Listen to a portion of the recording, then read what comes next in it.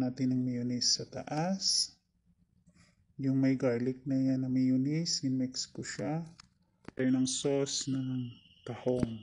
Ayan, meron tayong mayonnaise, Japanese, garlic, salt, and pepper. This 5 tablespoons. Ayan, meron po tayong tahong na 2 kilos. Lagyan na po natin ng mayonnaise sa taas. Yung may garlic na yan na mayonnaise, in-mix ko siya. Ayan.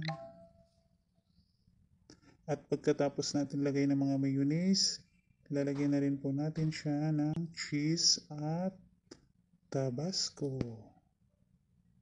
At saka lalagyan ko rin siya ng Knorr. Ayan, sa oven. Pag nag-golden brown na, ibig sabihin luto na po yan. Ayan, luto na po. Thank you for watching. Follow for more.